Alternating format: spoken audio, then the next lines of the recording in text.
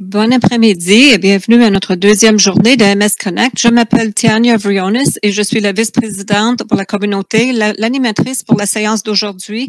Je vous parle de Vancouver et j'aimerais vous remercier chacun d'entre vous qui est ici de partout au Canada. Je suis très fière de cette présentation cet après-midi et j'aimerais vous remercier chacun d'entre vous de nous avoir accordé votre temps pour la sclérose en plaques et la recherche à cet effet. Nous sommes très fiers de cet événement et l'opportunité que cela nous donne d'amener ensemble des chercheurs à l'échelle mondiale pour partager leurs connaissances, leurs recherches et leurs découvertes. Mais surtout, c'est pour nous connecter. Vous connectez-vous avec la recherche et les chercheurs, à des experts dans les communautés, à des fournisseurs et à d'autres personnes qui subissent les répercussions, qui vivent avec la sclérose en plaques. Merci surtout à nos commanditaires qui font en sorte que cette conférence soit possible. Merci à Roche Canada et à nos autres commanditaires, Biogen Canada, Bristol Myers Squibb, MD Serono Canada, Novartis Pharmaceuticals Canada, PendoPharm, Sanofi Genzyme pour leur soutien financier afin de vous connecter notre communauté de la sclérose en plaques, afin de continuer de travailler ensemble et de découvrir comment nous pouvons affecter de façon positive la vie des Canadiens qui subissent les répercussions de la sclérose en plaques. Avant de présenter nos conférenciers, j'aimerais partager avec vous quelques détails. Vous pouvez envoyer vos questions dans la conversation. Vous pouvez vous joindre à notre conversation en ligne et en partageant vos meilleurs moments à #MSConnect. Que votre voix soit entendue et répondez à notre sondage sur notre page Twitter MS Society Canada. Cette séance est enregistrée et sera partagée à msconnect.ca. Maintenant, pour notre présentation, nous sommes très fiers de vous présenter cet après-midi la Dr. Michelle Plowman et le Dr. Wei Young. Je suis contente de pouvoir présenter nos conférenciers, Dr. Michelle Plowman, qui nous entretiendra sur la promotion de la neuroplasticité et la restauration de la fonction dans sclérose en plaques, et le Dr. Wei Young qui présentera les bienfaits de l'exercice sur la santé cérébrale et la réparation des lésions cérébrales. Dr. Wei est professeur et neuroscientifique à l'Université de Calgary et il dirige le réseau de sclérose en plaques. Il est soutenu en partie par la Société de la sclérose en plaques du Canada. Dr. Michelle Plowman est physiothérapeute, neuroscientifique et à la chaire de recherche du Canada pour des traitements basés sur l'exercice pour pouvoir réparer et protéger le cerveau. Sa recherche est soutenue en partie par la Société de la sclérose en plaques du Canada. Bienvenue au Dr. Young et à la Dr. Plowman. Bonne journée. Merci de vous joindre à moi aujourd'hui. Ma présentation est plus tournée vers l'avenir et traite de la réparation des lésions et de la restauration potentielle des fonctions chez les personnes ayant la sclérose en plaques. Pour ce faire, nous devrons passer en revue ici certains des principaux acteurs impliqués dans le processus de pathologie de la SP. Nous examinons ici le cerveau et la moelle épinière, collectivement appelés le système nerveux central. Nous avons dans notre cerveau et notre moelle épinière 10 milliards de ces cellules nerveuses ou neurones, et ce schéma montre ces neurones en connexion les unes avec les autres. Un signal est transmis à cette première cellule nerveuse qui interagit avec le second neurone ici, puis avec le reste du corps. Certains de ces axones sont des fibres nerveuses très longues. Alors, nous avons besoin de mécanismes pour accélérer la transmission du signal. Et ce qui est rendu possible grâce à ces enveloppes appelées myéline autour des axones. La myéline est formée par un type de cellules appelées des oligodendrocytes. Dans la pathologie de la SP, nous avons une perte de cellules nerveuses avec une perte de neurones. Nous avons perdu ces oligodendrocytes, cette myéline. Essentiellement, beaucoup de ces oligodendrocytes sont endommagés. Et c'est pourquoi les symptômes apparaissent. Ici, dans le sang, nous avons des cellules immunitaires en circulation. Elles sont normalement très importantes pour nous protéger contre les infections, mais elles sont normalement maintenues hors du cerveau et de la moelle épinière par cette barrière appelée la barrière hémato-encéphalique. Dans la SP, certaines variétés de cellules immunitaires deviennent dysfonctionnelles. Elles acquièrent la capacité de traverser la barrière hémato-encéphalique pour pénétrer dans le cerveau et la moelle épinière et produire des lésions. C'était donc là un rappel des principaux acteurs dans l'ASP et passons maintenant à un autre appel. Voici le schéma de ce qui est la situation normale d'une cellule nerveuse et des oligodendrocytes avec une myéline enveloppante, alors que dans l'ASP, l'oligodendrocyte est perdu. Et donc, la myéline a disparu et au fil du temps, ce neurone va également subir une dégénérescence. Les oligodendrocytes et la myéline peuvent se régénérer grâce à un phénomène appelé la remyélinisation. Et essentiellement, nous voudrions alors pouvoir repeupler à l'aide d'oligodendrocytes et leur permettre de reformer la myéline afin de reconstituer la connexion perdue. Voici un autre exemple de remyélinisation. Ce dessin décrit maintenant un faisceau de fibres avec chacun de ces axones sur les fibres nerveuses qui sortent à angle droit et ce diagramme montre l'enroulement de la myéline autour de chacun de ces axones. Dans l'ASP, la myéline est perdue, mais une remyélinisation peut se produire là où la myéline est maintenant rétablie autour de ces axones. Et c'est notre objectif d'essayer de promouvoir la remyélinisation afin de restaurer la fonction.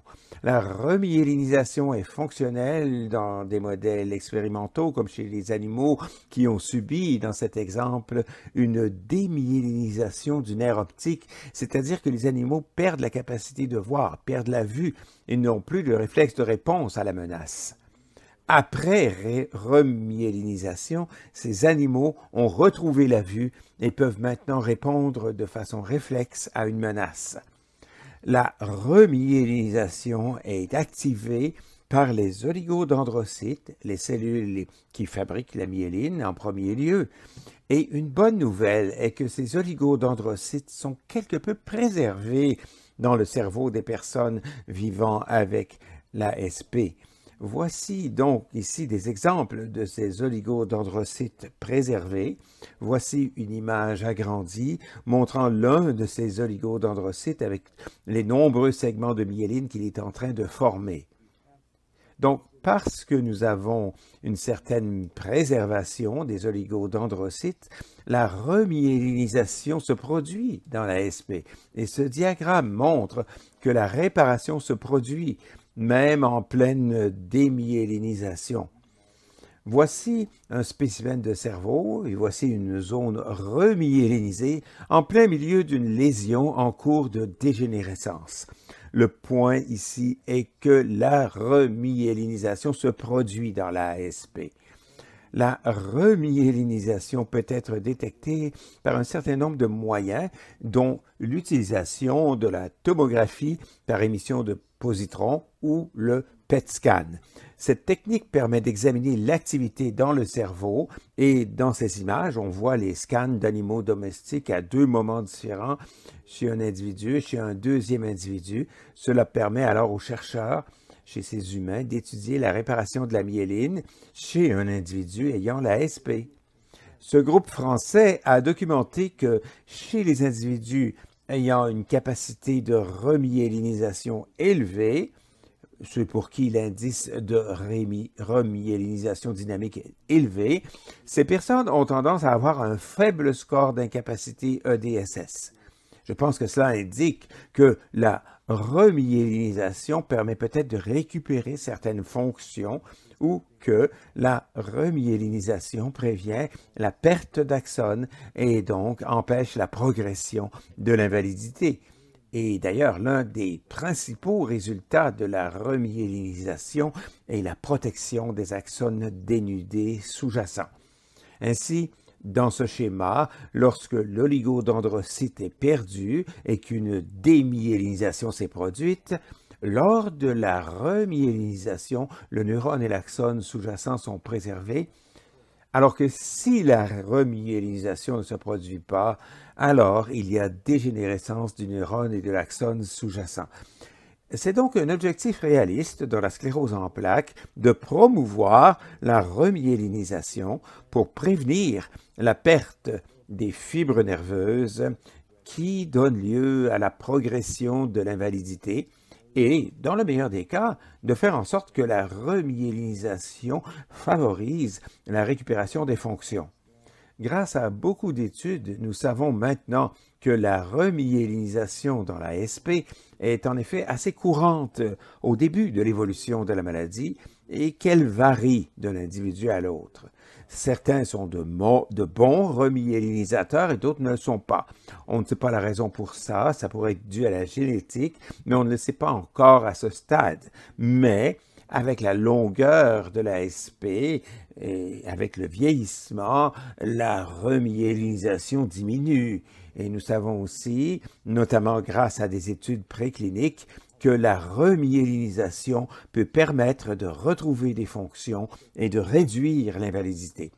Il est donc pertinent de se demander si les médicaments actuels contre l'ASP que vous utilisez peut-être peuvent promouvoir la remyélinisation. Comme vous le savez, ces médicaments sont appelés les médicaments modificateurs de l'évolution de la maladie, les MMEM, ou DMT en anglais. Leur but est de contrôler le système immunitaire dans l'ASP et les données montrent qu'elles ne favorisent peut-être pas directement la remyélinisation.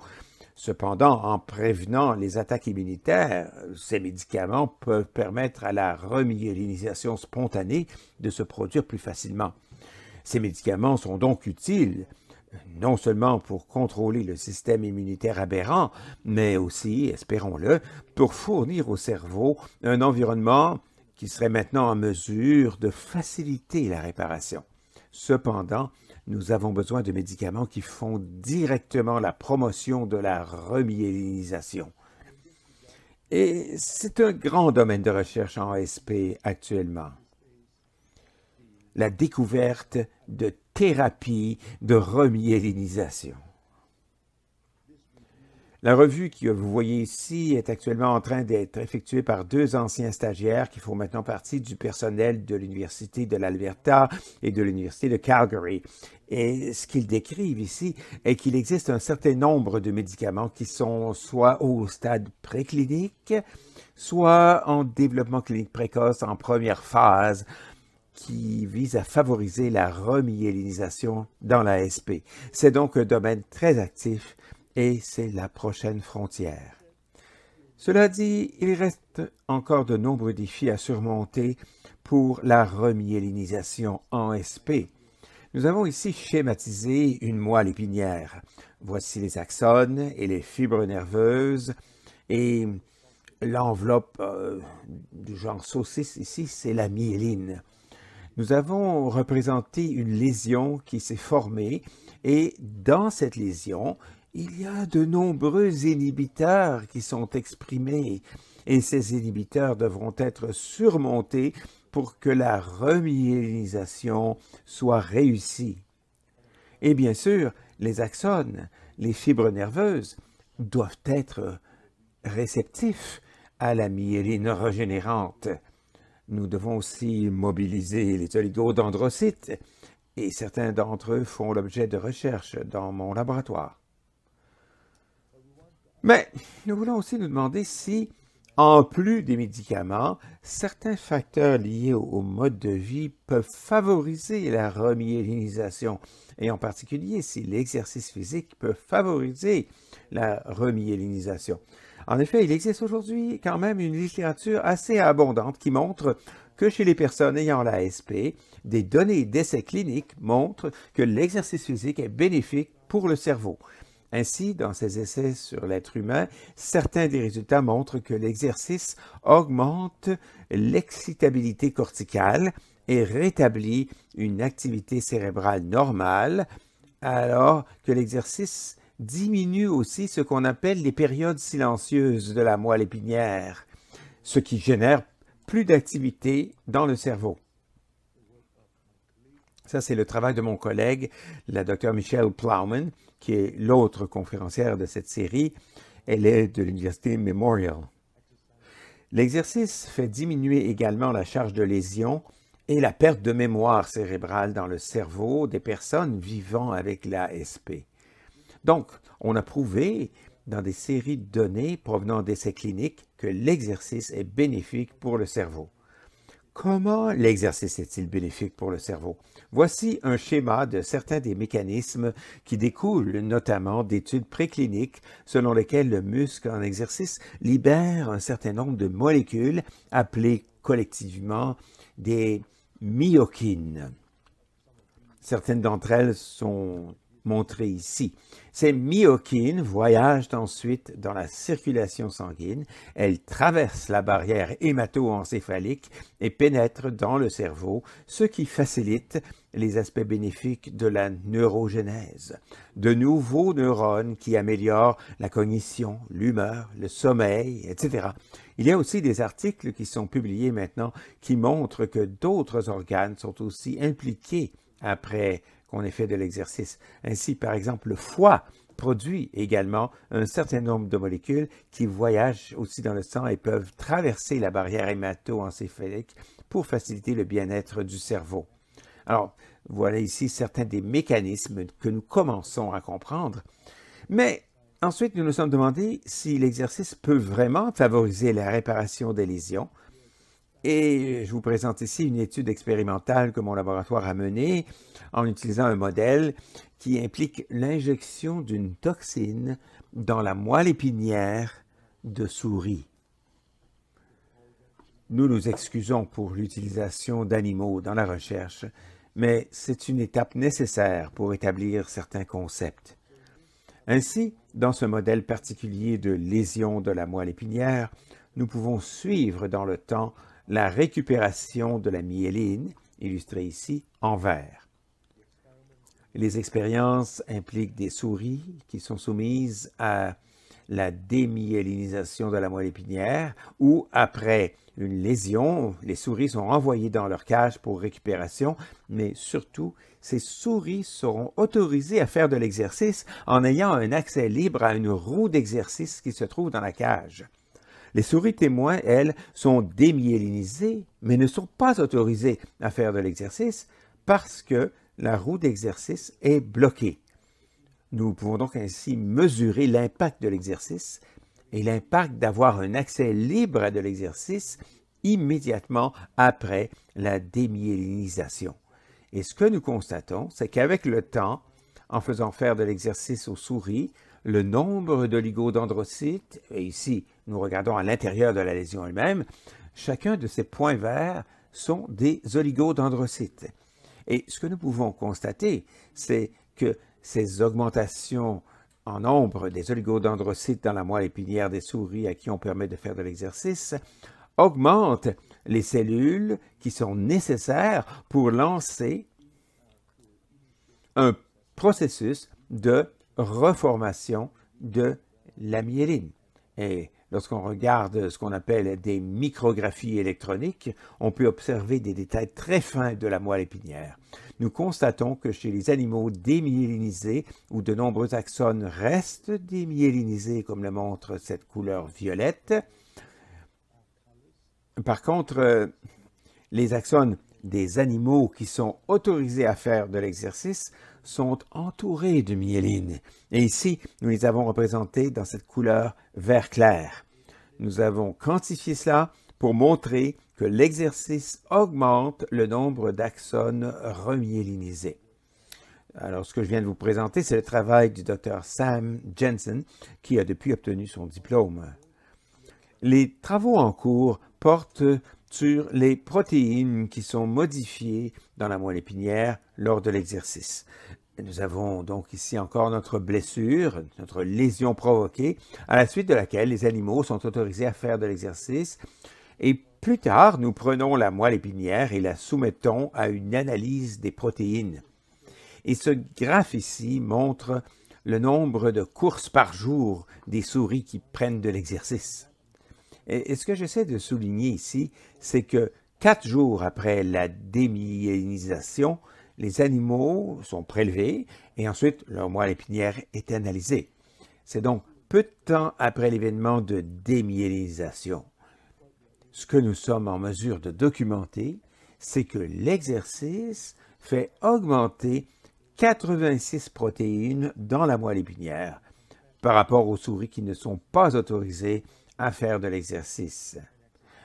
Et on voit aussi que l'exercice fait diminuer 85 autres protéines. Donc, en substance, 4 jours après la démyélinisation, l'exercice chez les souris modifie un grand nombre de protéines dans la moelle épinière. On n'est donc pas surpris de constater que l'exercice améliore le bien-être du système nerveux central. Ce que je viens de vous présenter, c'est du travail qui a été effectué par mon doctorant actuel, Brian Lozinski. Les prochaines étapes consistent donc à combiner l'exercice physique avec des médicaments et nous avons appelé ça le médi-exercice, une combinaison de médicaments et d'exercices physiques afin d'améliorer le degré de repeuplement des oligodendrocytes et la réparation de la myéline. Ce travail est effectué par une étudiante de 3e cycle, Emily, et un médecin en stage postdoctoral, le Dr Kobani. Nous essayons aussi d'obtenir des subventions afin de tester ce concept de médicament-exercice, de médi-exercice chez les personnes vivant avec l'ASP.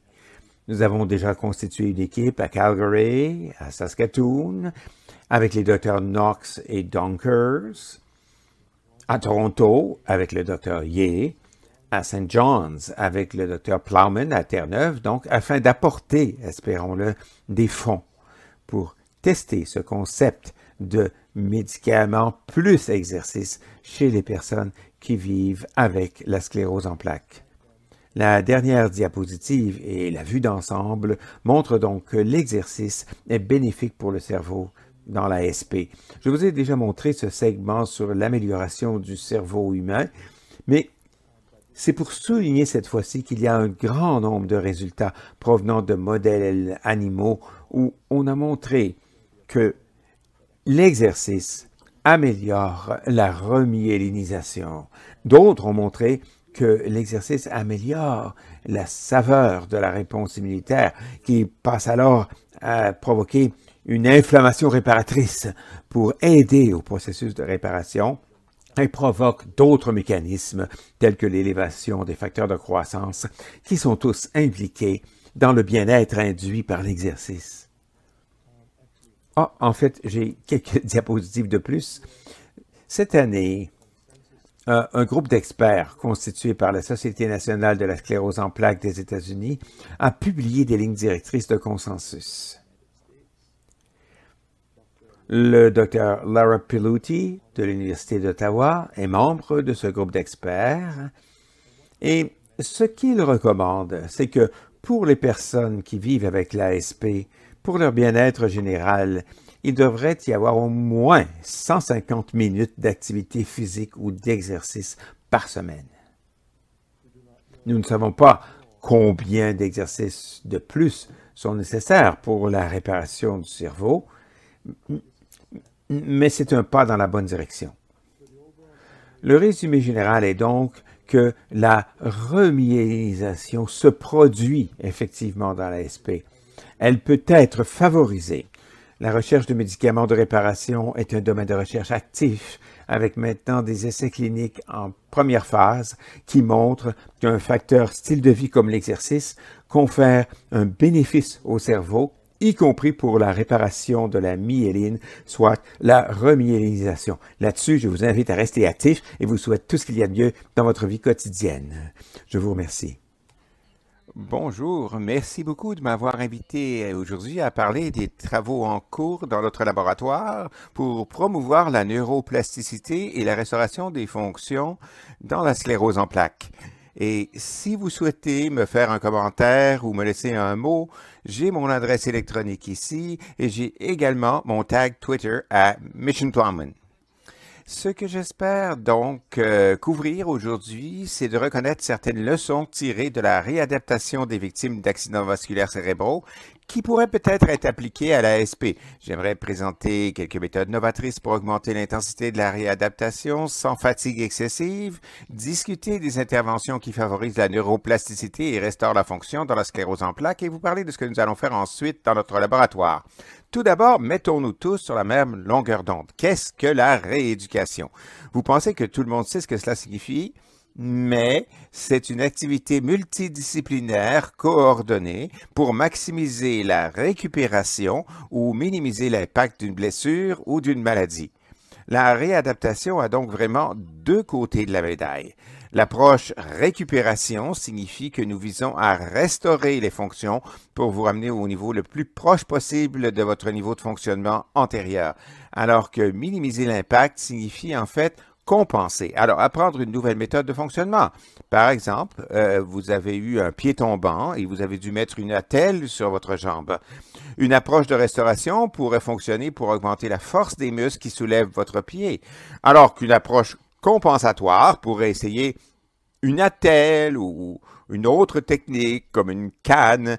Ainsi, vous seriez capable de soulever votre jambe pendant que vous marchez et ne pas la faire traîner sur le plancher. Il y a donc ces deux aspects de la rééducation. Et l'autre aspect, c'est le maintien des gains. Donc, après la réhabilitation, il est important que lorsque nous vous examinions à nouveau dans 1 mois, 2 mois ou 3 mois, les gains que vous avez obtenus soient maintenus des mois plus tard. Nous avons donc appris 3 leçons essentielles sur la neuroplasticité et la façon dont le cerveau peut se modifier à la suite d'une réadaptation. La première leçon est qu'il y a des événements biologiques critiques qui conduisent à la récupération et à la neuroplasticité. Qu'est-ce que j'entends par là? Je veux dire que lorsque vous bougez et lorsque vous pratiquez, les réseaux cérébraux qui soutiennent ces activités deviennent de plus en plus forts. De cette façon, la pratique rend les choses permanentes. Il y a des protéines qui sont libérées dans le cerveau pour soutenir ce changement du réseau cérébral. Nous savons donc que ça se produit. L'autre leçon que nous avons apprise est qu'il est nécessaire d'avoir une forte dose d'entraînement spécifique à la tâche. Cela signifie que si vous voulez réapprendre quelque chose et si votre cerveau devient plastique et établit ce réseau, vous devez vous entraîner à cette tâche des milliers de fois. Ainsi, si on pense à l'exemple d'apprendre à jouer du violon, par exemple, vous devez pratiquer des gammes des milliers de fois pour être capable d'apprendre vraiment le violon. Et cela devient important après une lésion neurologique ou un dommage au cerveau ou au système nerveux central parce que nous apprenons quelque chose toujours en utilisant ces mêmes réseaux pour réapprendre les tâches que nous avons perdues. La troisième leçon que nous avons apprise au sujet de la réadaptation des victimes d'AVC consiste à combiner les interventions visant à stimuler la plasticité et les deux choses qui sont vraiment d'actualité dans la dernière vague de recherche, c'est l'utilisation de médicaments qui favorisent la neuroplasticité et on combine cela avec la thérapie physique ou l'ergothérapie. Et l'autre technique est la stimulation du cerveau. On utilise donc une bobine spéciale non invasive pour stimuler le service du réseau d'activation du cerveau et on combine ça avec la rééducation. On apprend donc que lorsqu'on met les deux ensemble, parfois deux valent mieux qu'un. Et j'ai fait partie de ce travail en AVC. Dans le tableau du haut, vous voyez une des techniques que j'ai utilisées en tant que physiothérapeute, parce que j'ai travaillé comme physiothérapeute pendant plus de 30 ans, en fait. Et pendant une partie de 7 ans, j'étais dans une unité de rééducation des patients qui avaient fait un AVC, également dans une clinique de SP, dans un programme ambulatoire de rééducation de patients. Et une des techniques que j'utilisais consistait à faire une brève séance d'exercice d'aérobic avant d'apprendre une tâche complexe. Ce qui était très important pour les personnes ayant une faiblesse des mains due à un AVC. Et ce que j'ai remarqué, c'est que lorsque j'ai commencé à enseigner la tâche après avoir fait des exercices d'aérobic préalables, la personne était plus alerte, elle avait de meilleurs résultats, elle était capable de s'occuper de la tâche et le bras récupérait mieux. Dans mon travail de doctorat, j'ai testé ça sur un modèle animal d'AVC et nous avons fait exactement la même chose. J'ai donc couplé un exercice d'aérobic sur une roue, comme on voit chez un hamster dans une roue tournante. L'animal faisait ensuite des exercices d'extension des extrémités supérieures. J'ai donc développé un moyen de rendre la tâche de plus en plus difficile. J'ai donc fait la même chose chez l'animal que ce qu'on fait chez l'homme. Mais chez l'animal, il est possible de retirer le cerveau et de voir comment il a été altéré.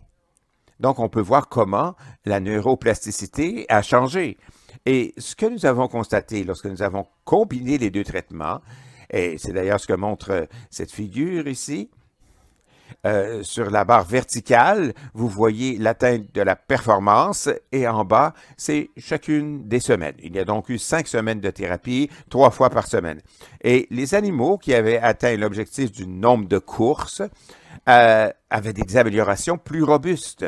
Non seulement ça, mais ils ont aussi augmenté certaines des protéines dont je vous parlais qui viennent appuyer la neuroplasticité.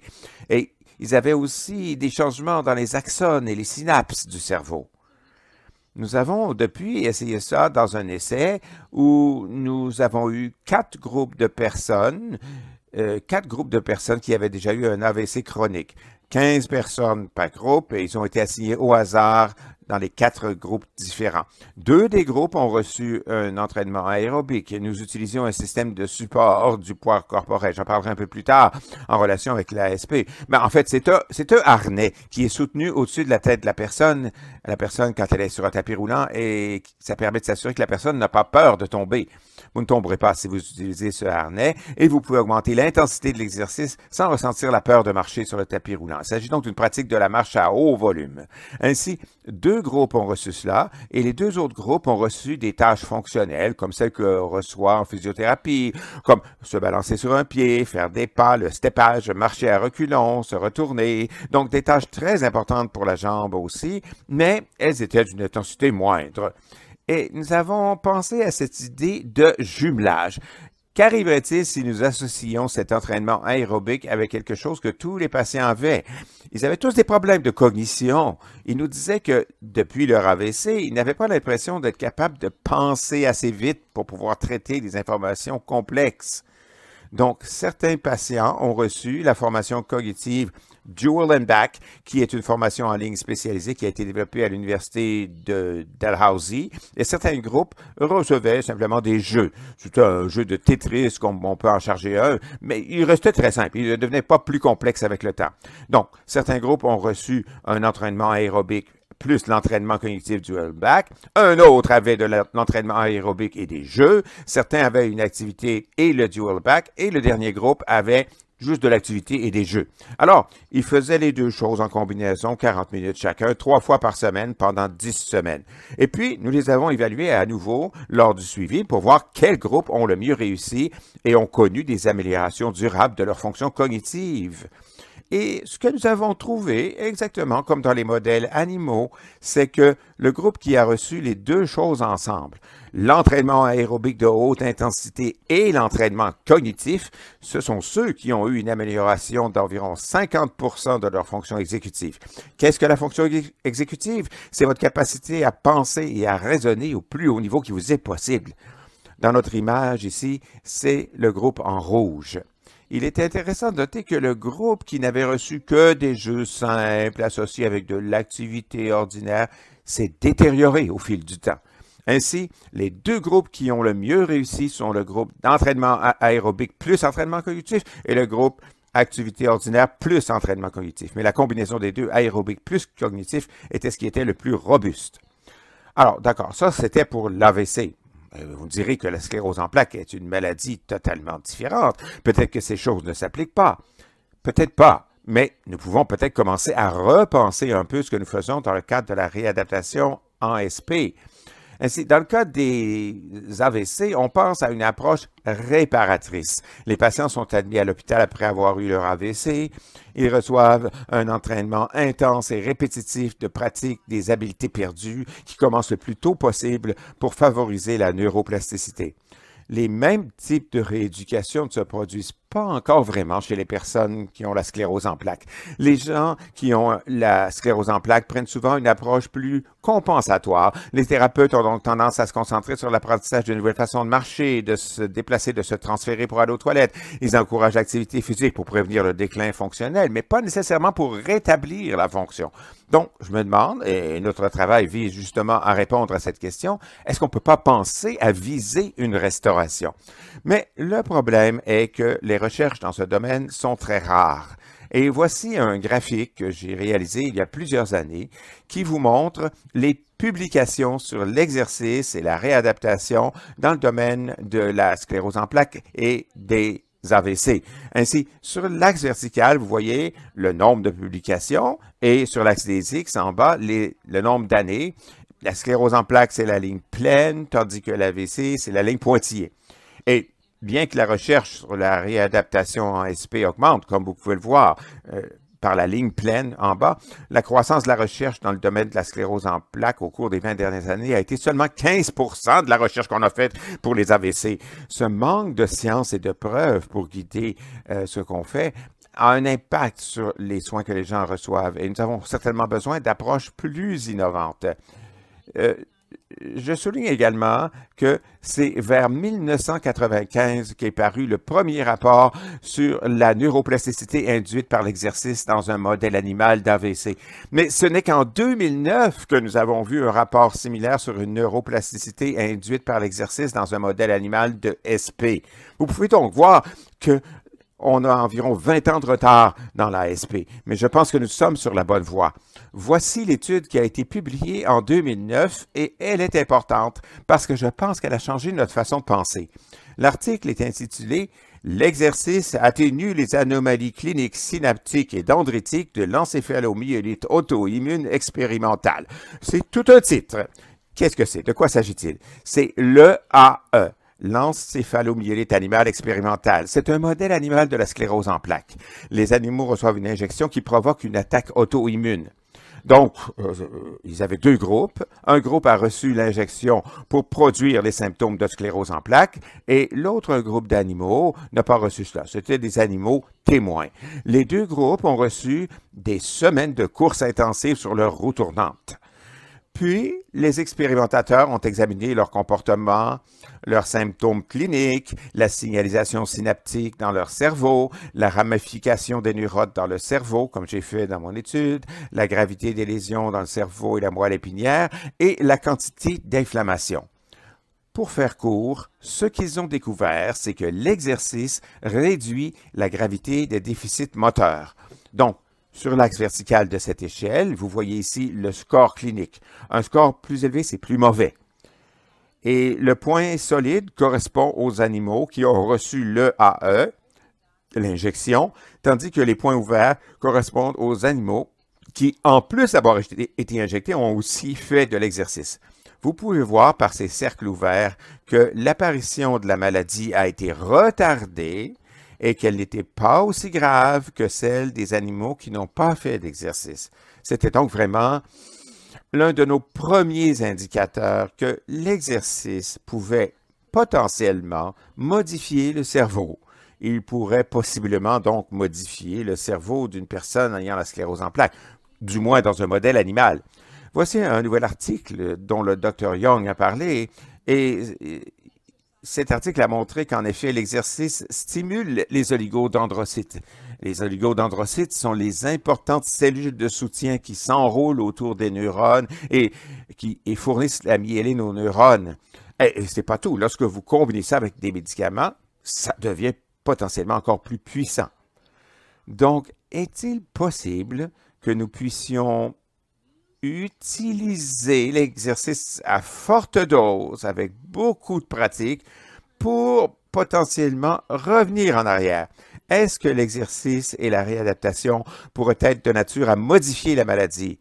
Et au lieu de voir la personne passer par ces énormes poussées dans la gravité de la maladie et leur niveau d'invalidité, pourrions-nous potentiellement aplatir cette courbe en favorisant la neuroplasticité et la réparation et ramener les gens à un niveau de fonctionnement antérieur?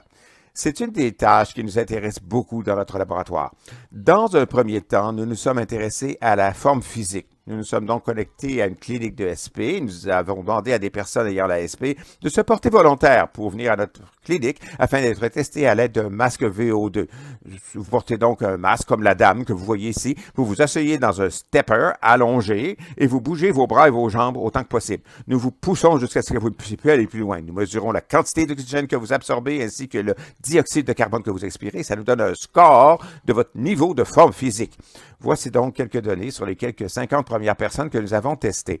Donc, sur l'échelle verticale, il y a la capacité cardio-respiratoire et vous pouvez voir qu'il y a très faible, assez bon, excellent et supérieur. Et en bas, vous pouvez voir le score EDSS. L'EDSS est un indicateur. C'est une mesure faite par un neurologue qui vous renseigne sur la gravité de la SP. Pour vous donner une idée, une personne qui a 0 n'a actuellement aucun symptôme de SP. Alors qu'une personne qui a un 4 a certains problèmes de marche. Une personne qui a un 6 utilise certaines aides à la marche. Et ce que vous voyez à première vue, c'est que le niveau de forme physique générale est très bas. Et ça s'applique à tous, de sorte que même les personnes dont le DSS est de 0 ont un niveau de forme physique très faible.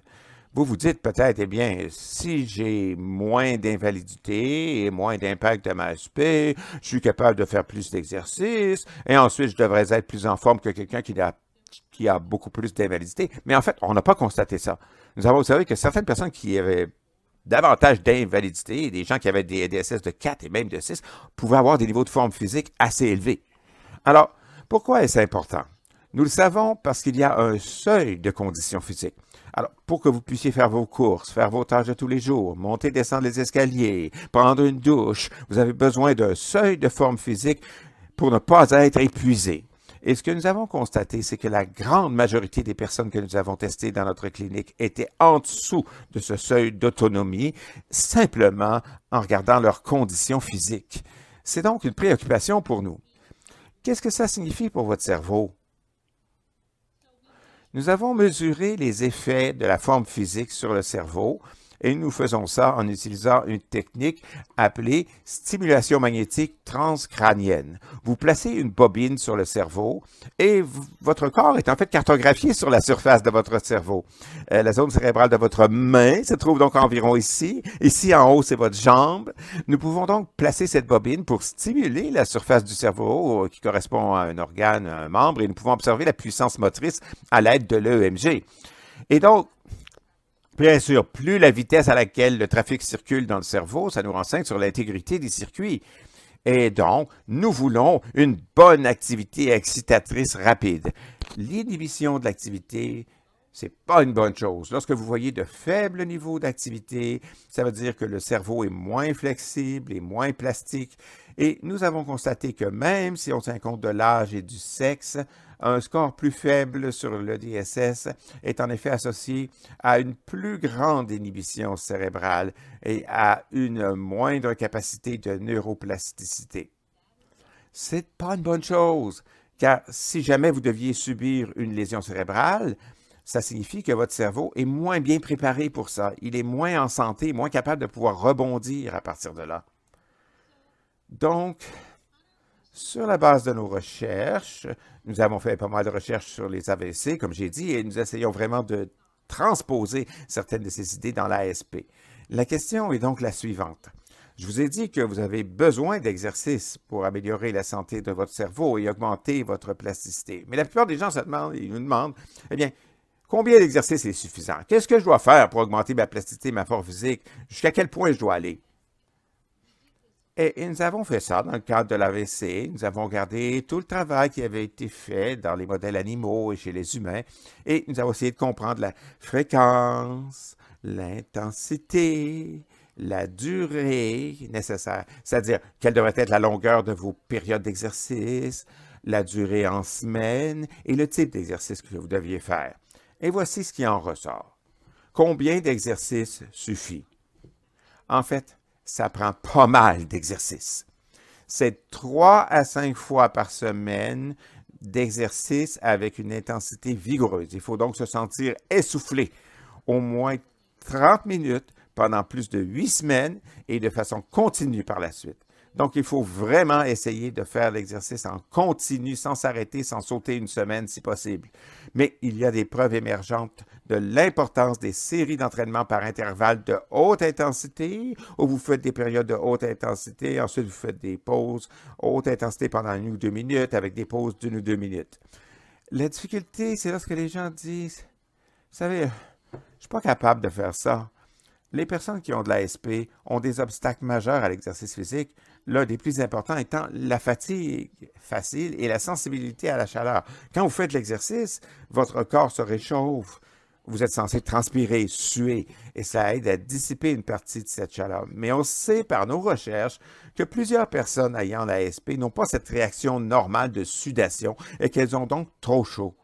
elles peuvent également avoir des problèmes de jambes, de sorte que lorsque vous commencez à faire de l'exercice, à marcher ou à courir, vous vous sentez instable sur vos jambes, plus vous devenez fatigué. Nous testons donc différentes façons d'aborder ce problème. Comment pouvons-nous faire des exercices plus intenses qui fonctionneront dans le monde réel pour l'ASP? Nous avons essayé de refroidir la pièce. Nous avons opté pour un système de tapis roulant avec support du poids corporel ou un stepper permettant la position couchée. Nous avons aussi une chambre froide que nous refroidissons à 16 degrés Celsius à l'aide d'un climatiseur. Nous assurons l'étanchéité autour des fenêtres et des portes. Nous avons donc testé toutes les différentes combinaisons. Nous avons donc testé certaines des choses et certaines choses que nous avons apprises, c'est qu'on a constaté que lorsqu'on place l'EMG, l'électromyographe, sur le muscle du mollet, parce qu'on a un muscle très puissant dans le mollet qui nous aide à marcher plus vite, là, à mesure que la température corporelle augmente, chez les personnes ayant l'ASP, mais pas chez nos sujets sains, témoins, à mesure que la température corporelle augmente, on constate une baisse de la force et du signal EMG dans ce muscle. Ça nous dit que nous devons garder la personne qui a l'ASP au frais pour qu'elle ne se fatigue pas autant. Et le refroidissement de la pièce va réduire la perte de motricité post-exercice. Donc, dans une température ambiante normale que nous contrôlons à 20 degrés Celsius, on constate que beaucoup de personnes ayant l'ASP perdent de la force dans les muscles de leurs mollets. Mais quand on refroidit, vous êtes capable de faire la même quantité, la même intensité d'exercice sans avoir autant de fatigue dans les mollets. Ça, c'est important parce que ça va nous guider dans notre façon de penser à l'exercice à l'avenir. Alors, nous avons testé ce vigoureux entraînement à la marche en chambre froide et il semble qu'il y a des ingrédients importants à respecter dans la recette. Nous avons donc décidé de tester d'abord dans un groupe de 10 personnes ayant l'ASP qui se sont portées volontaires et qui avaient toutes des aides à la marche. Donc, soit 2 cannes, soit un déambulateur, une marchette. Certaines personnes utilisaient une marchette à roulettes et un quadriporteur, autrement dit 2 choses, une combinaison, un fauteuil roulant électrique et une marchette à roulettes. Donc, des combinaisons. Alors, on refroidit la pièce pour limiter la fatigue. On fait ce volume d'entraînement de pratique élevé 3 fois par semaine pendant 10 semaines. Puis, on a adapté ça à l'individu. On a commencé là où la personne était. Donc, si elle se sentait capable de faire seulement 20 pas, c'est là qu'il restait. Et à chaque fois, on progressait constamment pour obtenir une intensité supérieure. C'était dispensé par des physiothérapeutes, donc on se concentrait sur la qualité de la marche, le mouvement de la hanche, du genou et de la cheville qui devait être aussi normal que possible, et on utilisait le tapis roulant avec soutien du poids corporel pour la sécurité. Nous avons donc fait ça et je vais vous montrer. Ces personnes ont toutes accepté qu'on monte la vidéo, donc je vais vous montrer à quoi ça ressemble. Certaines personnes ont trouvé ça très facile et d'autres ont eu besoin de pas mal d'aide. Vous pouvez voir la dame au milieu, par exemple, elle a vraiment besoin de beaucoup d'aide. Mais après 10 semaines, elle n'en avait plus besoin autant. Et ce que nous avons trouvé, et je vais vous le montrer dans ce graphique ici, sur l'axe vertical, vous avez la distance parcourue en mètres et il y a 2 groupes de personnes. Certains utilisaient une aide à la marche unilatérale, donc ça c'est une canne, et le groupe du bas utilisait des aides à la marche bilatérales, donc des fauteuils roulants électriques et des quadriporteurs. Ils avaient donc plus de difficultés à marcher. Et voici ce que nous avons trouvé. Imaginons que le premier jour, tout le monde commençait à marcher jusqu'à son gros maximum. C'est-à-dire, ça c'est le moment où ils ont dit « Je ne suis pas capable de faire un pas de plus. Je m'arrête là, c'est tout, j'arrête là. » Et ce que nous avons découvert, c'est que ce seuil de ce que les gens pensaient être leur maximum a progressivement augmenté et de façon stupéfiante. Ainsi, par exemple, notre groupe qui utilisait des aides à la marche bilatérale ne pouvait marcher que sur environ 250 mètres, ce qui fait environ 1/4 de kilomètre. Après 10 semaines, certaines personnes pouvaient marcher 1 kilomètre entier. La même chose pour nos utilisateurs d'une aide unilatérale. Ils marchaient environ 1,5 km au début et à la fin, ils pouvaient marcher plus de 2 km. Donc, on a constaté une augmentation de 50% de la distance parcourue en 40 minutes. Qu'est-ce que ça signifie lorsque nous mesurons les choses? Je vous montre ici le score de chaque personne. Et ici, à gauche, c'est le temps pris pour parcourir 25 pieds. Donc, plus vite vous faites ça, mieux c'est. C'est donc votre vitesse de marche rapide. Vous pouvez voir là qu'il y a des personnes qui prenaient au début jusqu'à 40 secondes pour faire leurs 25 pieds. tout le monde s'est amélioré. Et au suivi, on commence à avoir une dérive. Les gens ne remontent pas complètement jusqu'à l'endroit où ils étaient au début. Ils ne sont pas aussi lents qu'au début, mais ils commencent à remonter, à devenir un peu plus lents. Nous avons également mesuré la fatigue au début. Alors, c'est une mesure de la vitalité, hein. Plus le niveau de vitalité est élevé, moins la fatigue est grande. Et vous pouvez voir ce que c'était au début, et vous voyez que par la suite, tout le monde a eu une amélioration significative de sa vitalité, même si cette personne a chuté lors du suivi. Alors, après 3 mois, nous avons de nouveau testé tout le monde. Il n'y a quand même pas eu de retour à la case départ. Nous avons donc appris que ces 10 semaines d'entraînement intensif pouvaient faire reculer le temps, même chez les personnes qui avaient de grandes difficultés à marcher. Nous avons donc constaté des améliorations significatives et durables en termes de vitesse de marche rapide et de fatigue. Qu'est-ce que ça a pu faire au cerveau pour arriver à ces résultats? Ce que nous avons découvert, comme je vous l'ai montré précédemment avec notre stimulation magnétique transcrânienne, c'est que l'entraînement intensif a fait pencher la balance du côté de l'excitation en diminuant l'inhibition des circuits cérébraux. Ça a donc modifié cet équilibre excitation-inhibition et a rendu le cerveau plus plastique. Ici, sur le panneau de gauche, je vous montre la période corticale silencieuse, qui est l'inhibition. Et vous pouvez voir les niveaux qu'on avait avant. On voit que l'inhibition a chuté, mais malheureusement, elle est remontée par la suite au suivi. Et la même chose pour l'excitation. L'excitation s'améliore lorsque ça descend. Lorsque le chiffre descend, ça veut dire que c'est mieux. L'excitation s'est améliorée, mais ça a remonté ensuite lors du suivi. Le message est donc oui, cet entraînement peut apporter des améliorations durables en matière de marche et de fatigue, au moins dans ce petit groupe d'individus. Les bénéfices pour le cerveau sont importants, mais seulement à court terme. Ça signifie donc que lorsque vous cessez de vous entraîner, il semble que vous perdiez ces bénéfices et il faut donc maintenir l'exercice pour obtenir les bienfaits pour le cerveau. Alors, quelle est la prochaine étape pour notre laboratoire de récupération et de performance? Comment allons-nous procéder avec ce que nous avons appris jusqu'à présent? Nous allons maintenant donc comparer 2 méthodes d'entraînement afin de déterminer leurs effets sur l'équilibre et la marche, ainsi que sur la récupération et les fonctions cérébrales. Il y aura 2 méthodes. L'une sera notre programme d'entraînement à la marche à haute intensité et l'autre programme consistera à examiner plutôt la qualité de la marche, donc l'amélioration du mouvement au niveau de la hanche, du genou et de la cheville. Nous allons donc adopter ces 2 approches courantes que les physiothérapeutes utilisent pour déterminer laquelle va fonctionner le mieux. Nous nous préparons également à tester un nouveau dispositif de neuromodulation appelé PONS, qui est un dispositif par stimulation de la langue que l'on va combiner avec des exercices de marche et d'équilibre. Je vais travailler là-dessus avec la Dr. Sarah Dunkers à l'Université de Saskatchewan. Nous sommes également en train de cartographier l'impact de la forme physique sur l'épigénomique et je travaille là-dessus avec un immunologiste neuronal, le Dr. Craig Moore, et nous examinons comment la forme physique change la biologie de votre système immunitaire et peut protéger les gens avec le temps contre la progression de l'ASP. Nos travaux sont financés. Nous ne pourrions pas faire ce travail sans le financement de la Société canadienne de la sclérose en plaques, du programme de la Chaire de recherche du Canada, de la Fondation canadienne pour l'innovation et nos nombreux partenaires. Nous ne pourrions absolument pas faire ça non plus sans nos partenaires qui ont l'ASP. Ces personnes qui ont l'ASP et qui se sont portées volontaires pour participer à nos recherches. Et je ne peux pas non plus faire ce travail sans les étudiants très importants. L'une des tâches que nous faisons dans le domaine scientifique, c'est de former la prochaine génération de jeunes scientifiques qui continueront à progresser et à mettre au point de meilleurs traitements contre la sclérose en plaques. Je vous remercie.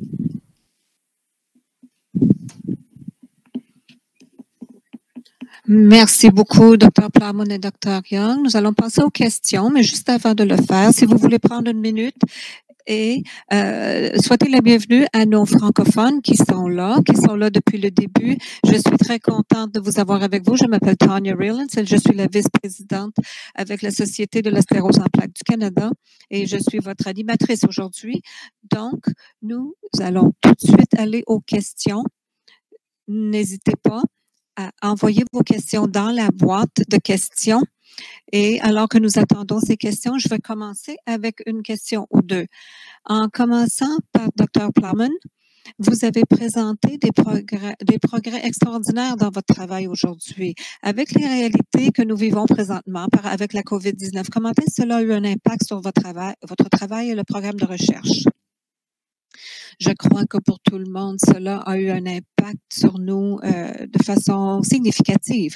Nous étions en plein milieu de nos essais, des interventions de marche et nous avons dû interrompre cela. Nous espérons que nous serons en mesure de recommencer cet essai bientôt. C'est quelque chose qu'on ne peut faire virtuellement. Nous devons le faire en personne pour qu'un thérapeute expérimenté puisse vous aider. Nous avons nos doigts croisés. La Société canadienne de sclérose en plaques nous a donné une extension à cet égard. Mais nous sommes prêts à partir. Merci. Nous avons une question de Karen Swede à Winnipeg. Est-ce que les comorbidités pourraient contribuer au fait que certaines personnes vont remyéliniser mieux que d'autres? Dr. Young, nous savons que différents individus peuvent remyéliniser que d'autres. Il y en a qui peuvent très bien le faire et d'autres pas.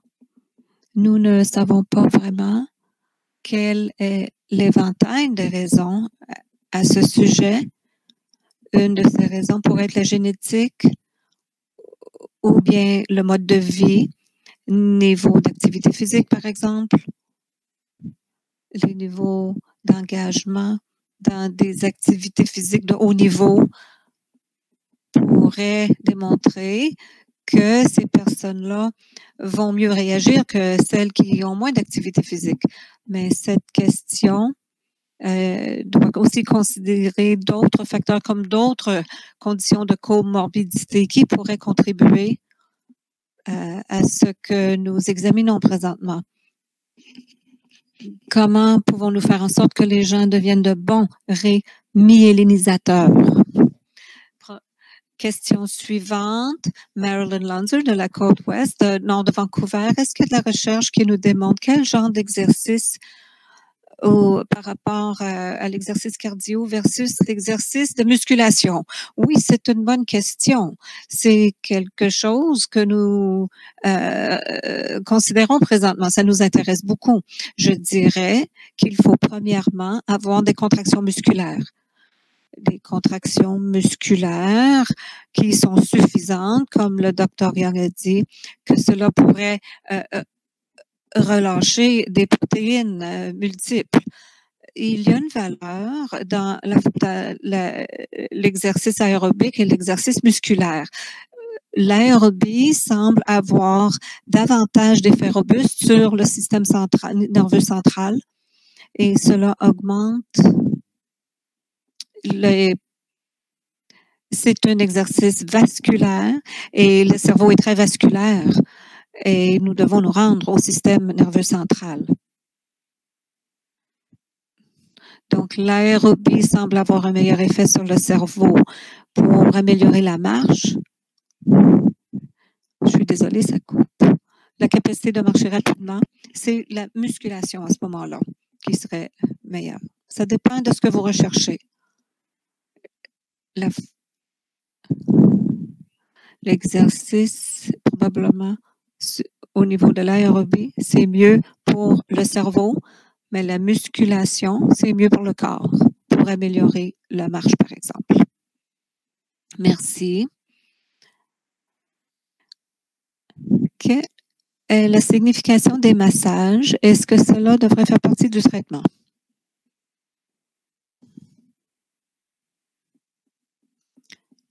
Inaudible pour l'interprète. Je crois que le massage est bénéfique. Ça réduit la douleur. Ça peut être bénéfique aussi pour la plasticité aussi parce que plusieurs personnes avec la sclérose en plaques, leurs muscles sont resserrés. Si ça change votre façon de marcher, votre équilibre, la santé du cerveau, je ne crois pas. Je crois qu'il faut vraiment s'engager dans cet entraînement de plus haut niveau qui met l'accent sur ce que nous voulons améliorer directement. Le massage peut certainement faire en sorte que vous vous sentez mieux, ça réduit les douleurs, mais est-ce que cela restaure la marche ou certaines autres fonctions cognitives ou corporelles? Je ne crois pas.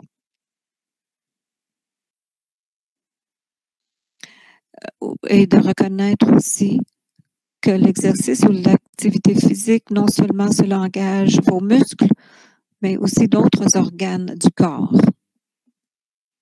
Il y a des preuves accrues maintenant que des organes tels le foie envoient quand même des signaux au cerveau pendant l'exercice. Alors, je crois que j'encouragerais le mouvement aérobique, comme le Dr. Plowman a mentionné, plutôt que le massage passif. C'est utile pour certaines choses, mais j'aimerais voir des mouvements corporels qui incluent tous nos systèmes. Merci. Alors,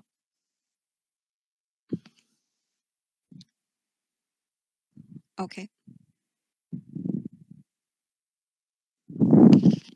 Je crois, Dr. L. Crappie a des réflexions à faire là-dessus. Délibérément, dans notre premier essai, nous avons décidé d'approcher les gens avec la sclérose en plaques primaire et progressive. Si nous pouvions rétablir ou restaurer la marche dans ce groupe, ce serait une bonne base et un bon travail comme projet pilote pour démontrer que quelqu'un était en mesure de remarcher. Je dirais oui, il y a une capacité pour la réparation de certaines fonctions. Je crois qu'il y a une capacité pour la remyélinisation et la réparation, mais en vieillissant, alors que la sclérose en plaques progresse, c'est plus difficile à réparer. Voilà ce que je pense. Mais comme je l'ai dit, notre étude a été spécifiquement auprès de gens avec la sclérose en plaques progressive et nous avons démontré que c'était avantageux pour la marche. Lorsque les gens ont arrêté, c'est comme s'ils reviennent à leur niveau de base. Dans ces classiques, on perd ou on gagne. Je dirais que l'exercice est bon, non seulement pour réparer les films dans certaines situations. C'est bon pour les fonctions cérébrales, les fonctions cognitives, que tout le corps soit impliqué. Je vois les avantages de l'exercice dans tout l'éventail des enjeux liés à la sclérose en plaques. Merci. C'était formidable. C'est tout le temps qui nous reste pour les questions aujourd'hui. Je suis certaine qu'il y en a encore beaucoup. Voici ce que j'aimerais porter à votre attention. Vous allez vous joindre à moi pour remercier chacun de nos conférenciers honorables ici. Pour ceux qui ne sont pas là avec nous pour la séance d'engagement personnel, j'espère que vous serez là demain avec Dr. Anthony Feinstein, avec les fonctions cognitives et les gens qui vivent avec la SP. Alors, quelques points administratifs. Dans quelques minutes, nous aimerions partager la vidéo qui suivra, produite par MS Connect.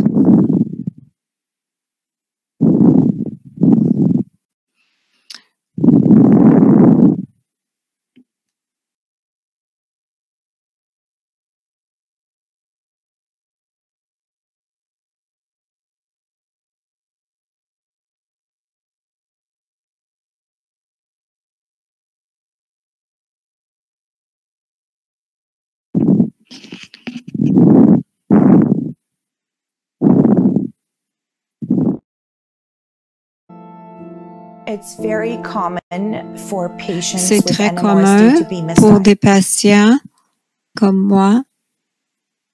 C'est très similaire à la sclérose en plaques. Mes symptômes c'est beaucoup de douleurs corporelles Parfois, c'est gérable. Et autrefois, c'est extrême et je ne peux même pas me lever du lit le matin. Mon mari, c'est mon rocher. Il est à côté de moi, il est toujours devant moi. Tout ce dont j'ai besoin, immédiatement, il est là pour répondre à ce besoin. Cela m'aide énormément.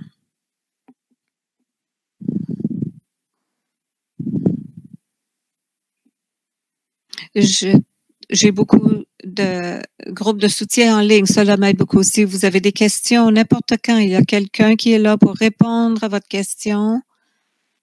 Quelqu'un qui vous comprend exactement ce que vous vivez.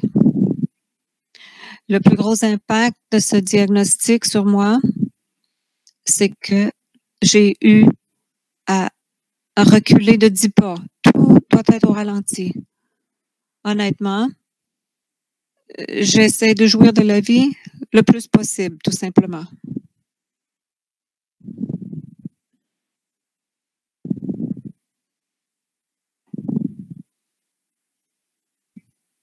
Nous allons prendre une pause maintenant avant notre séance d'engagement.